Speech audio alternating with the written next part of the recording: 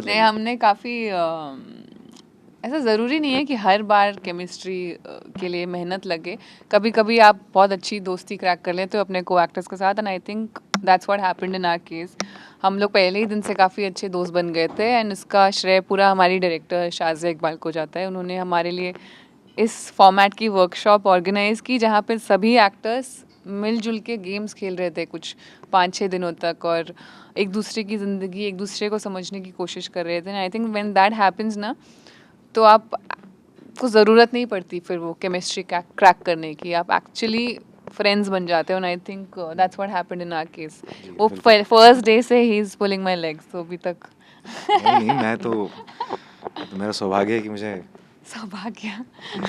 नहीं, हमारी दोस्ती पहले आई थिंक पहले ही 1 हफ्ते में हो गई थी, और हमारी मस्तियाँ, और जैसे हम शूट कर रहे थे भोपाल में, तो क्लासरूम में हमें रोकना पड़ता था सबको कि अरे अभी चलो शूट करना है। हम बहुत मस्ती करते थे, बहुत प्रैंक्स कर रहे हैं, बहुत मस्तियाँ कर रहे हैं।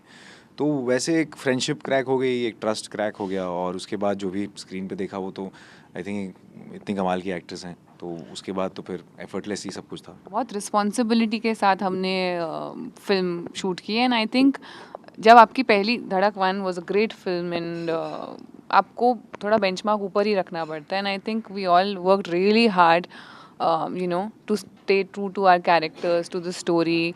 काफ़ी ज़्यादा मेहनत की है, काफ़ी ज़्यादा खून पसीना बहाया है हमने ये फिल्म शूटिंग के दौरान, एंड आई होप जब फिल्म रिलीज़ हो तो लोग वो मेहनत देख पाएँ। किसी ऐसे सीन में ऐसा हुआ कि इमोशंस एक्चुअली थोड़े से आउट ऑफ कंट्रोल चले गए किसी भी सिचुएशन में?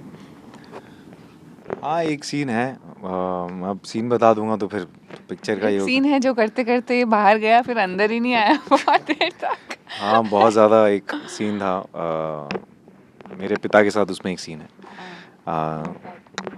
तो वो करते समय कुछ ऐसा हुआ कि हम दोनों आधे घंटे तक बाहर कट होने के बाद फूट फूट के रो रहे थे, किसी वजह से। तो वो अब जब देखेंगे तो आपको शायद समझ आएगा। तो वो हुआ है, एक आध दो बार हुआ है। यही है, लड़ने और मरने के बीच में एक को चुनना हो तो लड़ना, तो वो वही ट्रिगर पॉइंट है वहाँ पे। और फिल्म में वो ऐसे मौके पे भी आता है कि अब नहीं सहन कर सकते, अब शायद आवाज़ उठानी पड़ेगी, या अपने लिए खड़ा होना पड़ेगा। तो वो उस मौके पे आता है उस फिल्म में। जब देखेंगे तो आप शायद आपको समझ आएगा कि क्या क्या कैसी चीज़ें हुई हैं वहाँ तक पहुँचने के लिए। हमारी डायरेक्टर ने काफ़ी हेल्प की हमको इन कैरेक्टर्स में ढालने के लिए, और जो भी हमने वर्कशॉप्स की, जो भी हमने सीन प्रेप किया साथ में, उन चीज़ों ने काफ़ी मदद की, ताकि हम ऑनेस्टी के साथ और अच्छे से जितने भी सीन्स हैं फिल्म के, चाहे वो रोमांटिक सीन्स हो, चाहे वो एक्शन सीन हो, चाहे वो इमोशनल सीन हो, हम उसे फुल ऑनेस्टी और सच्चाई के साथ निभा पाएँ। तो I think that is what worked. कोशिश पूरी यही होती है कि हर एक किरदार, हर एक दुनिया अलग हो। हमें भी मज़ा आता है करने में। एक वो नहीं होता कि बस अब ये चल रहा है, इसको इसमें आपको लोग पसंद करें तो बस वही किए जाइए। क्योंकि अगर उस प्रकार से होता तो मैं शायद पहली फिल्म के बाद भी उसी किस्म के रोल करता। और लोग कई बार ढूंढते हैं, क्योंकि वो कैरेक्टर MC शेर जो था वो काफ़ी फेमस, तो वो लोग मुझे कहते हैं यार वैसा वैसा। लेकिन कई बार मैं सोचता हूँ कि नहीं, मुझे अलग अलग किस्म के किरदार करना है, जिसमें एक कुछ as a person, as an actor आपको खुद ग्रो करने का मौका मिले। तो हमेशा ये कोशिश होती है कि कुछ नया ही मिले।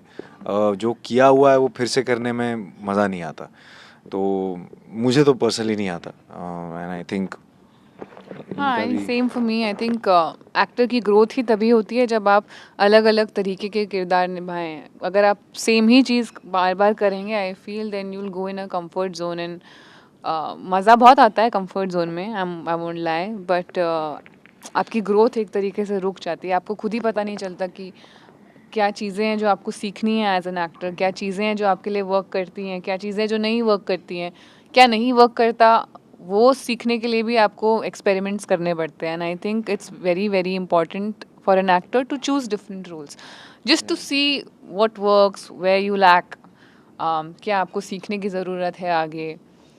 तो हाँ, मुझे भी ऐसा लगता है कि अगर आप एक किस्म की किरदार कर रहे हैं, जिस चीज़ के लिए आप जाना जाते हैं, तो आपका एक मार्केट बन जाता है। एक किस्म का मार्केट होता है कि ये एक आपका है सेलिंग पॉइंट है, ये आपका मार्केट है। लेकिन जहाँ तक मुझे लगता है, मैं मार्केट बनाने नहीं, डिसरप्ट करने आया हूँ, मुझे वो तोड़ना है। क्यों हर बार एक अलग किस्म का एज ग्रुप, एक अलग किस्म के जेंडर्स को अपील हो, रीजन, डेमोग्राफी, क्योंकि हमारी इंडिया देखिए ना कितना बड़ा देश है हमारा, अलग अलग भिन्न भिन्न प्रकार के लोग हैं, और हम, मुझे लगता है कि अभी हम जवान हैं, हमारे पास बहुत, हमें गलतियां माफ़ होंगी। किसने बोला तू जवान है? Just kidding. नहीं नहीं, दिल से तो हूँ, Just kidding. शरीर से भी हूँ यार, ये क्या तुम कह रही हो? तो अभी है, हम गलतियां माफ़ होंगी, और यही समय है एक्सपेरिमेंट करने का। शायद एक समय आएगा जिसके बाद लगेगा कि नहीं यार, अब क्या करें, अब नया क्या करें, लेकिन वो एक कलाकार की हमेशा से ये रही है। But I think वो भूख हमेशा रहनी चाहिए, कुछ नया करने की, कुछ बिल्कुल। डिफरेंट करने की। एक नई स्क्रिप्ट में क्या चीज़ देखते हैं? मैं तो एक ही सवाल पूछता हूँ खुद से कि क्या मैं ये फिल्म देखने जाऊँगा? और कई बार होता है कि शायद स्क्रिप्ट कमाल की हो, लेकिन शायद वो मेरे मतलब मेरे टेस्ट की ना हो, कई बार ऐसा भी होता है। तो मैं शायद फिर अपने दोस्तों से, मम्मी पापा से सलाह लेता हूँ कि क्या मैं सही सोच रहा हूँ। लेकिन पहला सवाल यही होता है, क्या मैं ये देखने जाऊँगा? अगर मैं जाता तो मैं जाता, अगर ये देखने, तो अगर हाँ होता है तो फिर हाँ होती है, और अगर ना होता है तो फिर ना होती है। वाह, क्या बात है। I think for me, if I can connect to the character, मुझे उनकी ज़िंदगी थोड़ी बहुत कुछ इंस्पायर करे, और थोड़ा चैलेंजिंग लगे कि as an actor this it will be interesting to play this, और मुझे लगे कि यार डर लगे स्पेशली कि ये कैसे होगा, आई थिंक दैट्स व्हेन आई से यस, क्योंकि वो डर रहना आई थिंक बहुत ज़रूरी है for any actor, for me specially, क्योंकि जब तक वो नर्वसनेस नहीं रहती ना, तब तक मज़ा नहीं आता। तो बलिया से आया एक लड़का, इतना बढ़िया काम कर रहा है इंडस्ट्री में, अच्छा नाम कमाया है, कैसा फील होता है? मुझसे ज़्यादा तो मुझे लगता है कि जो मेरे माता पिता हैं उनको ज़्यादा गर्व महसूस होता है इस चीज़ का। मेरे लिए तो मैं अभी भी, मेरी ज़िंदगी वही है, मतलब मैं कोशिश करता हूँ कि जितनी रह पाए वैसी, काम मिलता रहे काम करता रहूँ, लेकिन जहाँ से मुझसे ज़्यादा संघर्ष मुझे लगता है मेरे माँ बाप ने देखा है मुझे पाल पोस के बड़ा करने में, तो ये उनके लिए है। तो ये उनके लिए है कि एक होता है ना कि इतने मेहनत से इतनी सारी चीज़ें करके आपको पाल पोस के बड़ा किया, तो वो मेरे लिए ज़्यादा महत्वपूर्ण है।